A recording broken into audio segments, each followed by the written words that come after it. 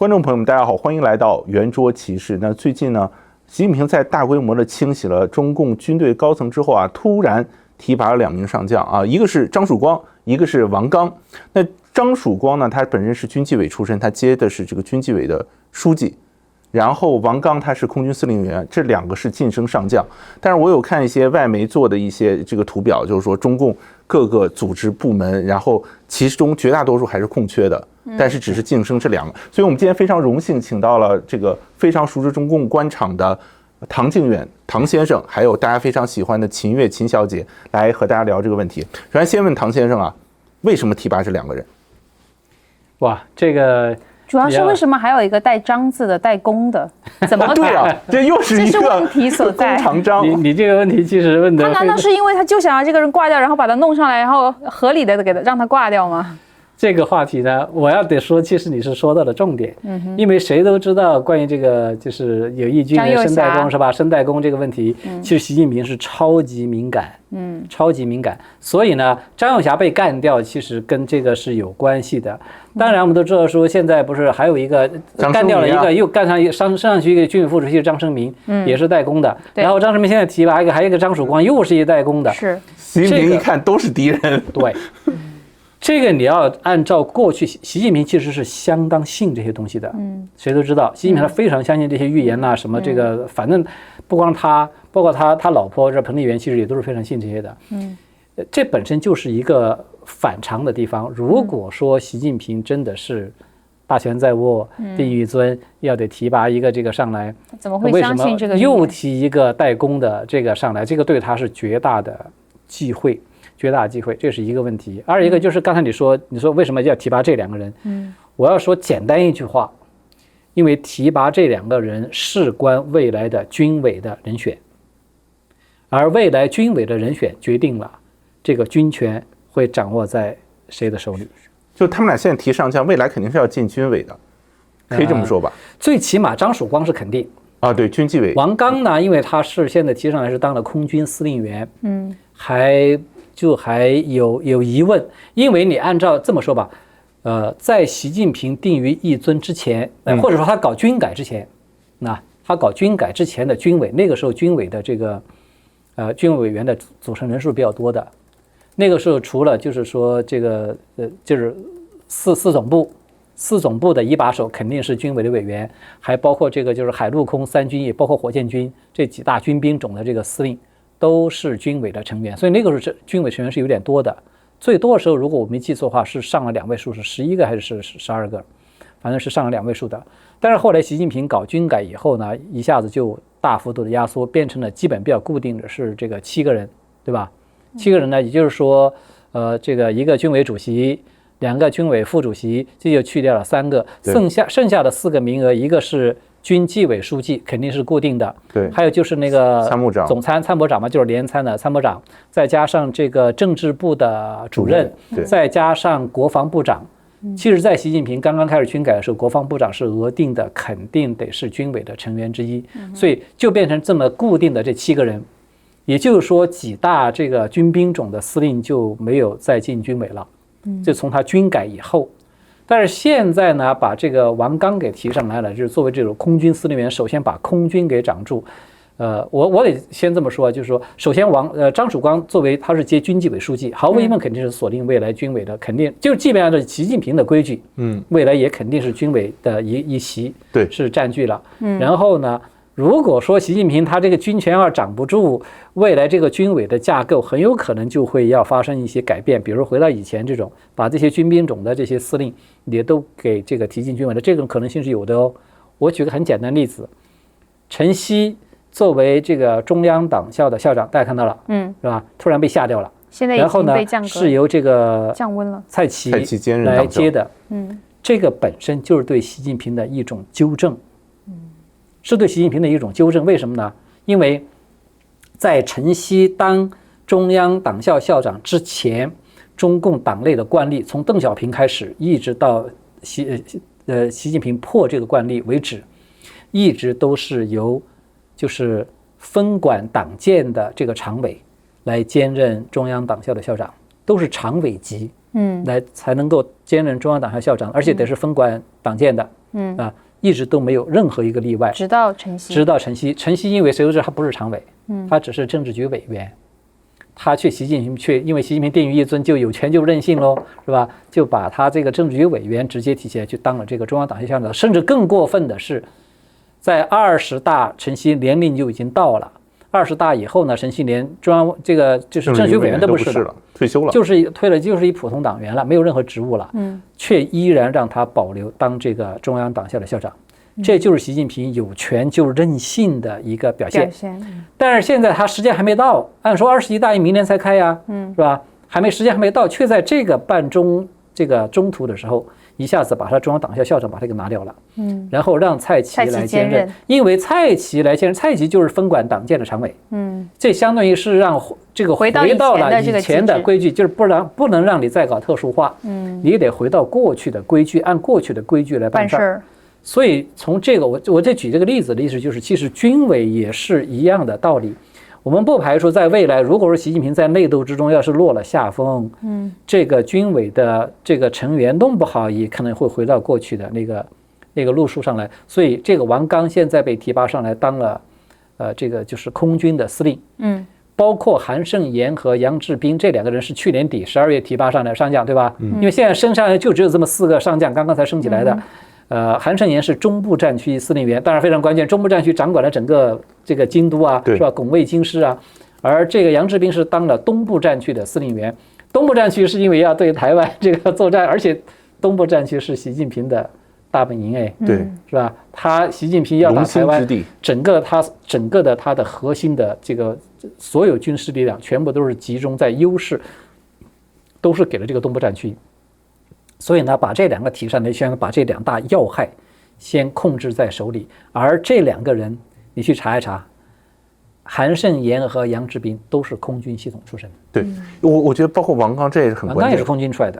对，就是说，习近平其实过去的军队清洗，就是主要是针对除了空军之外的，就是这个3大军种嘛，就是首先是火箭军啊，我们当时都知道，当时魏凤和李尚福案牵扯出火箭军的案子。然后是我们知道是海军，海军就是苗华，就是苗华从海军上来，包括东部战区，包括林向阳那一批人，对，何卫东在内，全都在内。对，然后再是陆军，陆军就是张幼霞，张幼霞这个刘振立，因为他们本身是陆军系统上来的，所以说句实话，火箭军当时火箭军清了以后，是苗华把海军的人调过去做火箭军的司令员嘛，然后后来现在全都撸下来，全部拿下来了。火箭军被清的差不多，陆军被清差不多，海军被清差不多，所以现在你看剩下的人就是空军的人了。这个说法呢，我稍稍有点不同的看法。为什么呢？因为，我得这么说啊，习近平他真正上任掌了军权以后，他重点提拔的就是海军和这个火箭军。他为什么要把火箭军进行大清洗呢？甚至清洗完了之后，把海军的这个王厚斌是吧？记得吗？王厚斌是海军出身的，调去当这个火箭军的司令。当时很多人觉得你这不胡闹吗？是吧？这个完全隔行如隔山。他一个海军的，他对火箭军是完全这个不懂的，完全就是个外行。你调一个外行去当这个火箭军司令，他为什么这么干？因为王厚斌是他的人。王厚斌是苗华这个海军系一路这么上来的，所以习近平本来上台以后，他为了要打台湾，他最重视的其实主要就是这个海军和这个火箭军，这是他最拿得出手的，所以呢，这是他的2大嫡系部队，所以他把大量的资源都投到这2支部队上面去，而且是大量的这个将领的提拔都是从这个里面上来的。所以呢，你刚才说的呢，我有点稍不同的看法，就是说，习近平在最初第1轮的确是习近平清洗了火箭军之后，然后开始把自己海军系统大体的这个提拔上来，但是第2轮就是反过来对苗华、对何卫东进行清洗，然后尤其是苗华是这个海军政委出来的，当了这个政治部的主任，然后苗华作为军队的人事大管家，提拔了大批将领，几乎全是从海军出来的，这批人已经都被清洗一空。你刚才提到的就是整个中共的上将，总共是就是包括了这几大军兵种，甚至包括这个中央军委的各大机关，什么像联参啦，什么包括什么后勤啦，是吧？这些所有这些，就是只有上将才能担任的那些职务，总共是27个，27个到这个就是这次他或者我们说在去年12月升这个韩胜言和杨志斌这2个上将之前，这27个剩下了多少呢？不足，肯定不足就7个吧，剩下了2个，就剩下2个，干掉了25个，剩下两个呢，一个就是张生明，一个就是国防部长董军。就是他们2个独苗。董军都不还只是一个虚职董军是虚职，他只是一个虚职，国防部长是个虚职，他手里是没有兵权的。他其实算是半软禁的状态。对啊，而且张生明是搞这个纪检的，他其实手里也是没有军权的，所以也就意味着在去年底。这个就是提拔韩胜言和杨志斌这2个之前的是那个时候中共的军队是25个所有手里握有实质军权的上将全部被一锅端，一个都没剩，全部拿掉了。而这一锅端掉这25个清一色全是习家军。就是你觉得那一锅端的不是习近平本人端的？对，这就是张又侠干掉的。那这一次这2个人，你觉得完全是习近平的意愿吗？还是他的对手？当然不是。我简单一点说，就是说我为什么说肯定是张又侠把他给干掉的呢？就是因为你看去年12月份张又侠升这2个这个将军的时候，张又侠不是坐着嘛，在后面，大家就看那个照片了。在此之前，习近平给这个上将颁发这个命令状的时候，张又侠他们是毕恭毕敬站着的在后面。但是呢，就是去年底那一次开始，张又侠他们是大摇大摆的坐在后面，看着习近平在上面去颁发命令，然后1月份。这对习近平是公开的羞辱。明白。1月份把在中共的体制里面，这个细节非常的重要，非常的意味着什么？他嘴上不说的东西，其实在都是在这种台面上表现。你说的是重点。对。肢体动作就是你别看他官方的这个新闻怎么报，那个可能官样文章照样说。对。但是这些关键人物的肢体动作才是中共体制的真正的细节。对，你看那个习近平没掌权之前见那些大头头都是坐椅子只坐一脚，你知道吗？然后前面弓着身，一半的，对不对？坐一半的。然后那个脸上虔诚的表情都是。说到这儿，我再补充一个细节啊，你们可能都还应该有印象。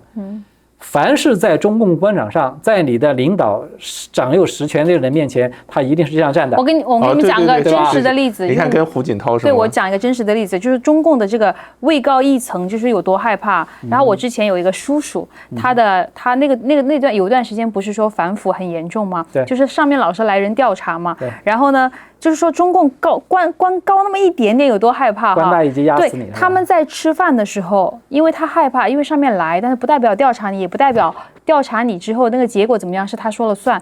哇，他真的就在酒桌上尿裤子了，吓得。真吓尿裤子。就是我的一个叔叔。对，当然他后来被双规了啊，被双规了。但是就是说这个事儿，我记得就特别清楚。我当时还很小，我想说，这么严重吗？就真的当场吓得尿裤子在饭桌上。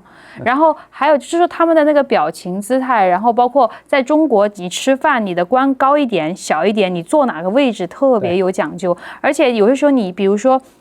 有些孩子他从小就被教育说，你不要站在叔叔对面啊，你要应该什么样的表情啊？尤其是官场里面的很多那种孩子，他应该都是，如果是家长愿意让他们就是说出去这样的话，还给你们讲一个很好笑的例子，就是我身边有一个也是一个叔叔，他当时为了升一个官，他可以做到什么程度？他可以把他一个就是他拉到一个关系嘛，因为中共就是人情社会嘛，他可以把一个就是说很陌生的一个对我这个年纪来说，可能算是爷爷一辈儿的人了吧，因为他那位叔叔想要当官嘛，他可以把一个陌生的一个叔叔叫爸爸。他说他开始叫的时候，真的叫爸爸，能叫得出口的吗？他一开始他就说，我一开始叫，我觉得浑身肉麻。他叫着叫着，就叫顺了。就是说，你是说中共这个社会，他没办法靠实力吃饭，他得靠关系。那关系，他为了这个关系要做到什么样子，他真的是什么都能做到。然后。另外还有一个叔叔，对他你怎么这么多？我这么多叔叔，对，当时而且全是当官的，是吧？然后他当时就是说，有一次我就问他，我很疑惑，因为我那个时候很小，我就说叔叔，你怎么可以跟这种就是说在夜场上班的一个女孩子成为朋友？因为我觉得她还挺尊重那个夜场上班的女孩子的。对于我当时来说，我就觉得这不可思议哈，因为你是一个做生意的，是一个老板，然后还挺有实力的，那为什么你看得上她？他说我告诉你，你看着我很有钱很有实力，我是公司老总，他说我在当官的人面前，我连那个夜场上班的女孩都不如的。他说如果我想要拿到这个功臣，就是这个老板这个当官的，他要我做什么我就得做什么，那是比孙子还不如。我当时就是又毁三观，我觉得这个太就是说，就这3个叔叔吧的例子，就是说体会到在中共这个官场上大一级小一级，包括这些细节真的是非常说明问题。对，就是官场上这些官员他的肢体动作，细微的肢体动作，那个才是真相。对，那个才是真相。我说到这儿，我再给你们举个例子。我记得是在去年，应该是在7月份吧，好像是7月份左右。当时习近平曾经带着几个常委，好像去参观一个什么革命什么图片展之类的。习近平按照一贯的是吧，他是这个总书记嘛，他就要站在那儿训话，跟大家讲一讲什么这个革命先辈的什么这些事迹啥的。王沪宁是背着手听他讲的。你们记得吗？当时其实这个新闻在当时很多这个媒体都有报道，因为这是从来没有过的。像我们刚才说的，你在你的上级面前，上级在训话的时候，作为下级一定得是这么规规矩矩的，或者双手垂下来，还有表情要非常谦卑，或者是双手抱在这个前边的，一定是这样子的，绝对不会说是背着手。背着手只有啥呢？是上级对下级才可以背手的。对。这张照片还不是说什么哪个什么小道什么流传，这是新华社自己都发出来。而且我看了他新华社拍的那个照片不止一张，就是在好几个展厅拍下来的这个角度拍下来都是这样。王沪宁都是背着手。其实这就是不服嘛，就是不服，他的肢体告诉你我不服。但是王沪宁算是习近平的一个亲信了呀，对吧？习近平的很多政策都是他制定的。对啊，说明什么呢？很简单啊。因为习近平已经都被架空了，习近平就是一虚的，所以他不是对他不服，他是已经不鸟他了。他非常清楚，在他们那个级别，他们非常清楚习近平现在已经不行了，已经空了，所以他就不需要再看他的脸色了。这个就是为什么我一再说，我说习近平被架空，这个不是我说的，这是习近平自己说的。1月份抓了张又侠以后，才隔了3天，不是他马上就出来官宣他5大罪名，对吧？5个严重嘛。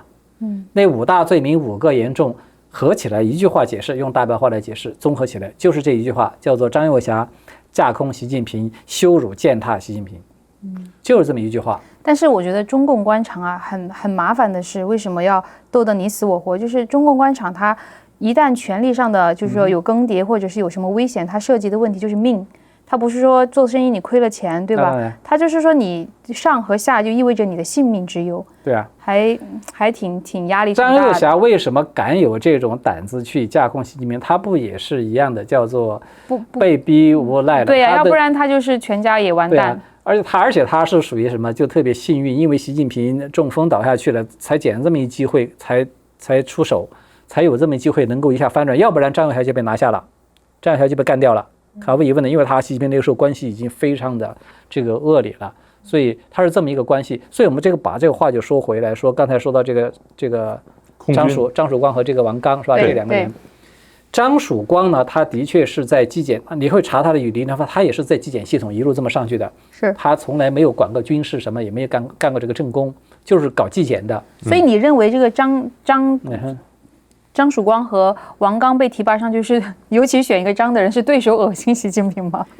有这个因素，而且呢，他们俩我基本可以肯定，张曙光和王刚肯定不是习家军，肯定不是习家军。为啥呢？张曙光在过去他的经历里面有2大亮点。第一大亮点就是他曾经作为张生灵的直接的部下，2人一起共事超过10年。所以他是资深的军队纪检系统的这个官员，这种军官，所以呢，把他提上去肯定就是为了接这个军纪委书记嘛，是吧？他资历也到这儿了，这是第一。第2大亮点是张曙光呢，曾经在北部战区担任过北部战区的那个军纪委的书记。北部战区就是张又侠的大本营、自留地，毫无疑问的。沈阳军区的时候，有没有可能也是习近平一种妥协？没办法，他毕竟把对方的张幼霞拿下来了，那他怎么可能妥协？他向谁去妥协呢？他跟川普不一样。如果他都是大权在握定义，这他去向谁妥协呢？他什么的，连张幼霞这个军委副主席，我说拿下就拿下，说干掉就干掉，他还会去向谁去妥协、去低头呢？你想想。所以现在你认为对方就是有一个对手在，而且毕竟习近平的态度是不愿意妥协，但是被迫了现在。而且对手这个实力非常强大。我先说张曙光是吧？张曙光除了在这个北部战区跟张幼霞有过交集，而且张曙光是陆军的出身，他是陆军系统的出身，陆军系统出身。其实陆军系统我们说了，其实也是这个张幼霞的他的自留地。陆军一直在习近平上台以后，陆军就一直比较受排挤。就是因为习近平不是要打台湾，所以他就重点全是去扶持海军，所以那个时候说海军什么那个军舰像下饺子一样什么之类，大批的资金全都是向海军，包括军队的将领的提拔呀、升迁，全都是向海军、向火箭军这些去倾斜的。资源都往上。所以陆军早就不满。其实这个是张幼霞和这个习近平关系开始有点恶化的，其实是一个导火索之一。张幼霞觉得你有点太过分了。是吧？我们这些陆军这些老兄弟都是都是实打实的这么弄上来的。结果你看，一个中少军没当过1天兵，一下子提拔上来就当中将，然后呢，弄个苗华上来，把那个何卫东只是一个战区司令。何卫东在进入这个政治局之前，当这个军委副主席之前，只是东部战区的司令员啊。他也是连升好几，连升3级，从来没有过连升3级，一下子变成军委副主席，成为跟张幼霞平起平坐。不但平起平坐，还越过张幼霞。因为有一段时间，那个新华社的发新闻是把何卫东，新华社新闻都直接把何卫东名字放在张幼霞前面的，是这样子的概念。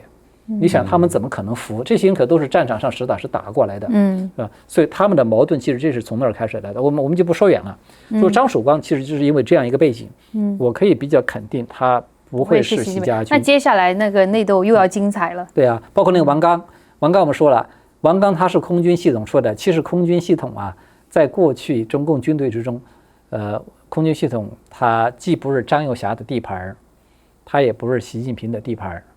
空军系统一直以来都是一个人的地盘，是许其亮、胡锦涛的地盘，对，是许其亮的地盘。所以呢，尤其是胡锦涛胡锦涛摆脱了，就是在他的后期，他把这个军委副主席，尤其是提上来是范长龙和这个就是许其亮，尤其是许其亮，范长龙其实多多少少还是有点江派的那个影子。但是许其亮是算得上是胡锦涛自己一手提拔起来的自己人，所以许其亮当这个军委副主席，那个时候第2军委副主席嘛，是军委第2副主席，范长龙他们还是想要给胡锦涛出口气吗？那个时候的，就是在胡锦涛最后那2年，靠着这个许其亮在军队里面提拔了相当一批这个就是将领上来，都是空军的，就是空军就可以说是团派的嘛。对，就是至少在我的理解和判断。这个是比较，就是在胡锦涛的影响力在空军里面是最大的。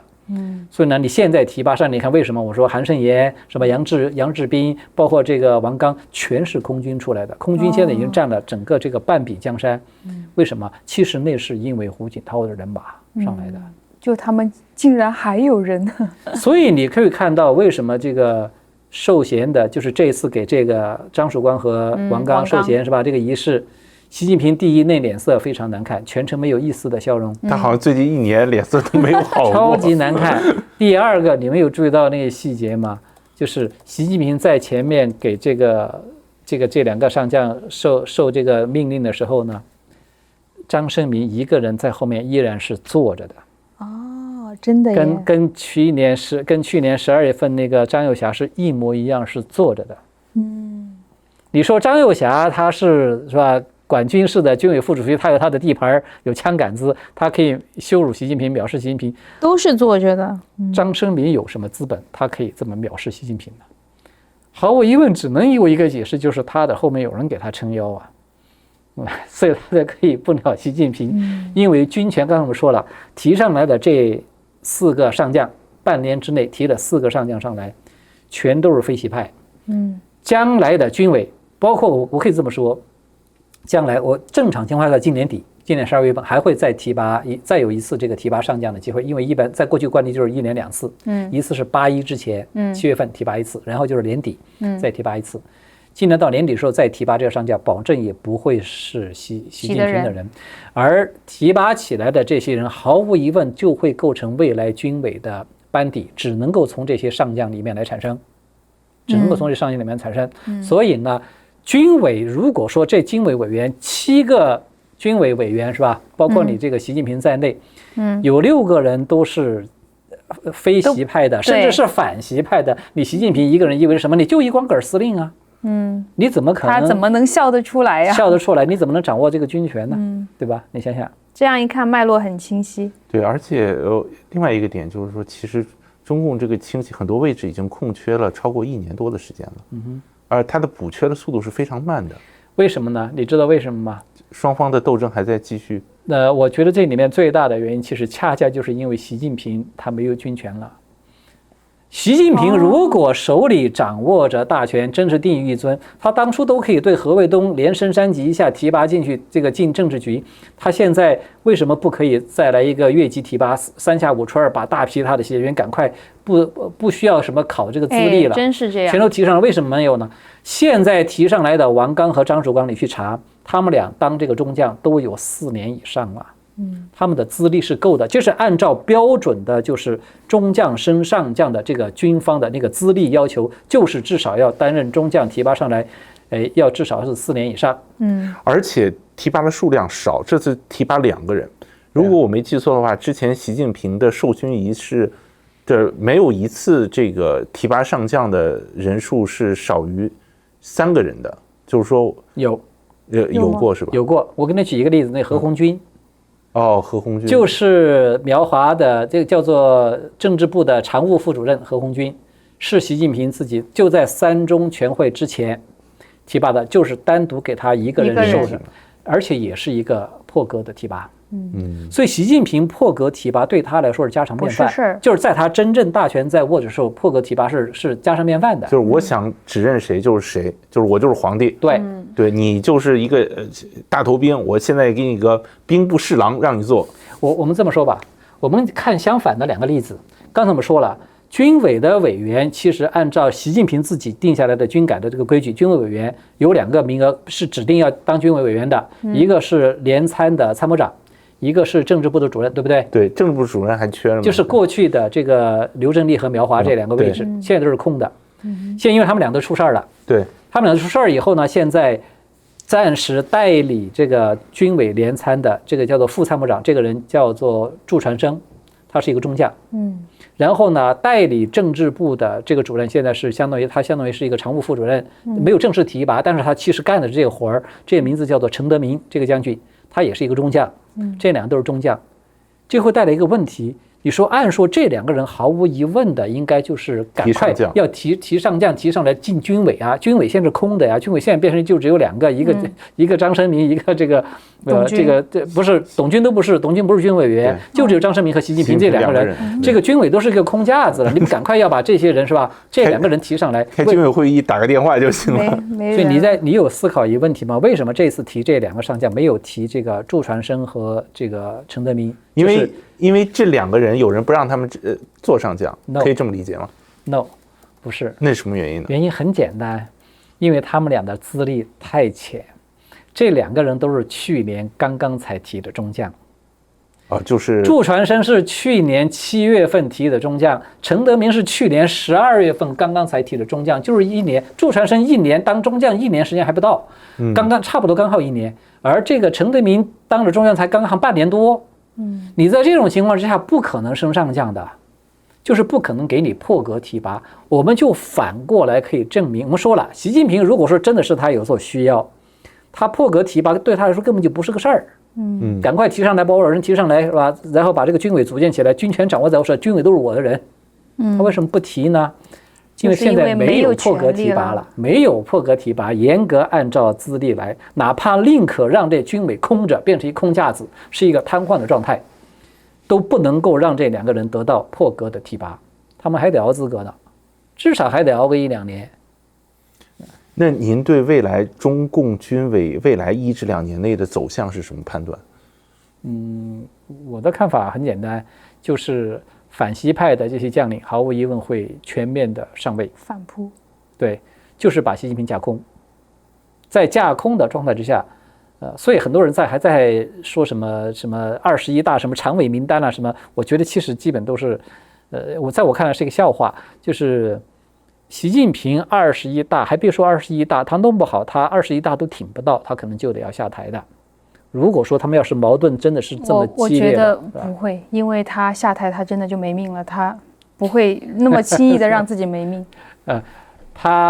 我们这么说吧，他这种下台呢，就完全有可能像华国锋一样啊。华国锋也不是说在开这个党代会的时候，就是跟他们对手有一个，就是说有点类似和解，就是说你保我命还是保达成条件以后，我就自己辞职呗。华国锋不就是辞职的吗？是我但是身体原因、健康原因我辞职。说到上级那种，你其实还是要了很多人的命的，这有血债的，跟那个华国锋可能不知道是不是情况一样啊？我觉得你要了那么多人的命，那很多人等着复仇呢。不见得能平安的。这个你这个就是担忧呢是存在的。等一下，不是为他担忧，就是这个考虑是有存在的。设想，我不想为他担忧。这种设想是的确是存在的，但是对习近平来说，你想，如果说你这么说吧，换了你是处在习近平的位置，你都已经不得不要辞职了，没得选了，你是没得选择的。我现在可以答应你。给你很好条件，我们不会报复你，你就可以回家抱孙子是吧？安享晚年，你就乖乖的辞职，按照我们的这个答应，你能不答应吗？除非就是没得选才会这么选。对，但是目前的这个常委和政治局名单都是习派的人啊，就是说如果明年习近平下台，这个常委肯定都得换啊。那就那你现在这常委名单，政治局委员。什么蔡奇啊，什么都得换啊，全一个都不剩，肯定都得换。习近平不上来20大，不是全换成他的人吗？是吧？而且习近平在20大他是动了手脚的那名单，要不然为什么那个胡锦涛会在大会场上公开坚持要查看，一定要去查看那个名单？因为他发现跟他们事先说好的不一样。那谁会做书记呢？你是说总书记吗？你是在把他当预言家和我们在听课，同时你在把他当预言家。对，因为我想不到一个人选，就是我记得当年习近平刚上台，就是把他那个常委就是换了就是站了一排人嘛，就那几个核心成员嘛。下面有人留言说，哎，这一帮黑社会挺不错，就是都是真正的黑社会，都是才能坐到那个位置。就是说这个意思了。所以未来这个总书记究竟是谁，我们现在暂时很难说，不去讨论它。但是有一点，就是可能很多人有点难以理解。说现在不这个常委都是习近平的人吗？都是他习家军对吧？你看李强也好，什么这帮人，什么丁薛祥都是他习家军。凭什么你说他是被架空了呢？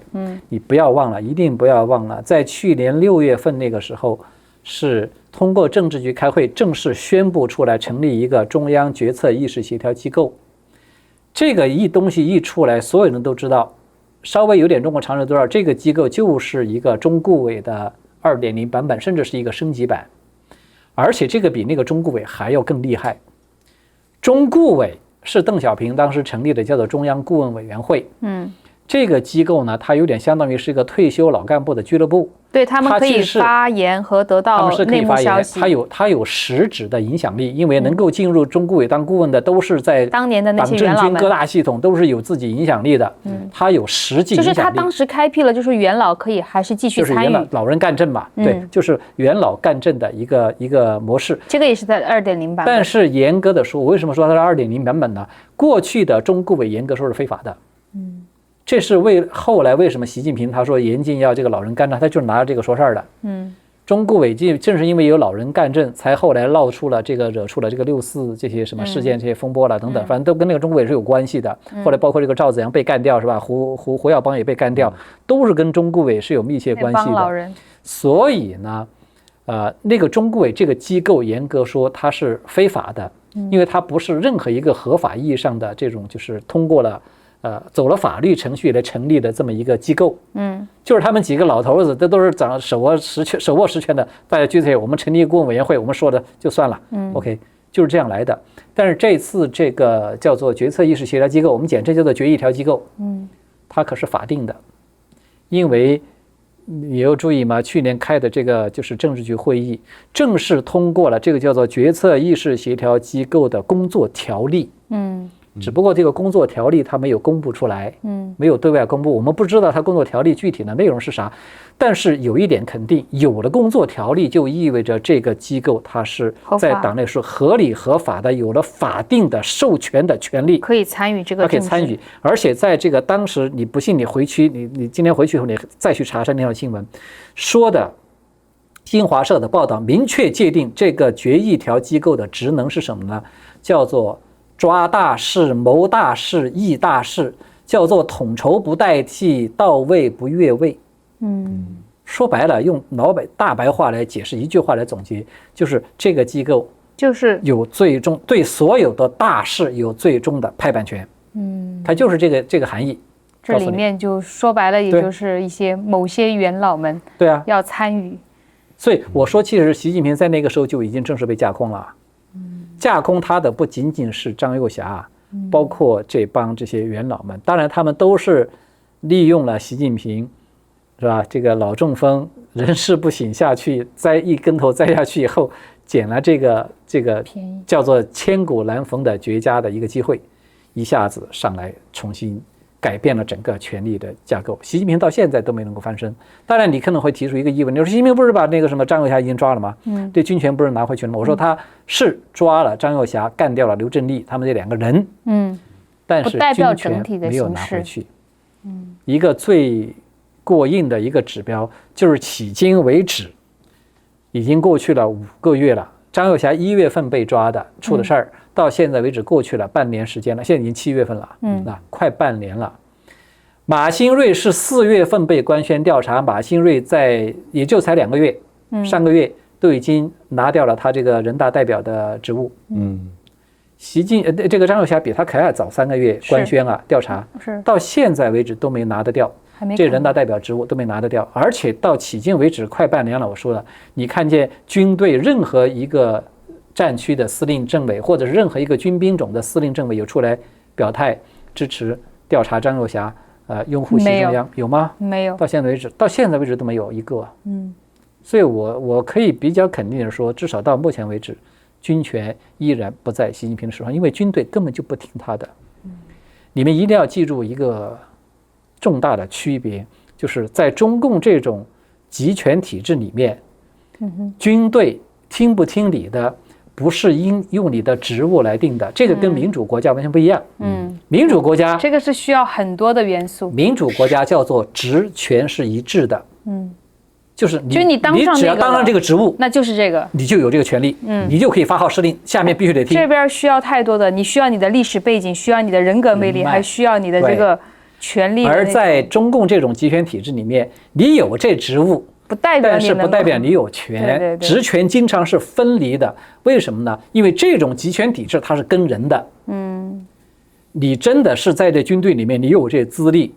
你有你的人脉，你提拔的人全是你提拔的人占据了要害，那么这支军队就听你的，这就是你的。他们还是比较认这个，他都是认这个的，但是一旦说一支军队是吧，那个要害部位全是别的人、别的派系的人，不是你的人，尽管你坐上那个位置，你名义上是个司令，他们不会，你都是个光杆司令，你指挥不动这支军队的，这就是集权体制最突出的特色，它是跟人的，它不是跟你的这个职位开头的，是这个是，它是这么一个关系，所以你把这个脉络理清楚了，你就会非常知道这里面容易的看得到，就是习近平现在他真实的现状是一个什么样。对，所以我们最近看到的是这个张曙光和王刚上将的提拔，可能在今年下半年还会有新的人选。晋升上将，到时候我们可能会观察这些人事动向，可能会有一些更清晰的脉络。但是无论怎么说，习近平看起来他的权力受到很大的限制。而且中共内部的这个角斗似乎还在继续。你会看到现在不都是习家军在出事吗？清一色的。很多人老是把它解释为说这是习近平自己干掉的。对，很长一段时间是这么认为的。脑子不是有毛病吗？而且一直这样干掉自己的人，反西派的人纷纷在上位，因为干掉习家军以后换上来的人几乎全都是非习派的。我们这么说吧，至少是。你看现在出事儿是啥？这个马兴瑞我在马兴瑞还没有出事之前，我就说马兴瑞是一大指标。如果习近平大权在握了，把这个尤其是把那个张友侠干掉以后，马兴瑞这个案子能不能够翻过来？马兴瑞能不能保证？马兴瑞那个时候没官宣哦，还没有官宣调查，只是缺席了2次开会，外边有些传言了，说马兴瑞可能出事了。当时我就说马兴瑞是一指标，如果马兴瑞重新出来开会了，那就意味着习近平他一定是大权在握，夺回这个权利了。但你看到马兴瑞紧接着被调查，现在是连陈希是习近平睡在上铺的兄弟，都保不住了。这个中央党校校长职务都给他拿掉，这就是公开的在羞辱他。甚至包括那个前段时间不是拿下那什么魏晓东，那是蔡奇的心腹的亲信，蔡奇在当北京书记的时候，他的人事大管家，当这个给北京当组织部长的，是吧？都被拿，为什么全是这些，而且还是核心圈的习家军，还不是一般的，都在出事儿。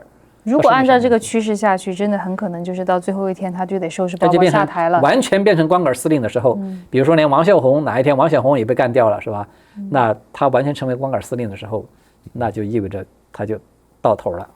对，是。就很多观众朋友们可能会担心中共会不会打台湾，但是我们现在看了这么多中共的这个内斗，包括这个很多现在至少还有20多个上将的位置，这个职能部门还没有去填上，所以我们可以看出来，这个中共的内斗不管怎么样进行，看起来对于台海的局势是比较乐观的，对，比较乐观的。不知道各位观众朋友们，您怎么看待这次张曙光的提拔？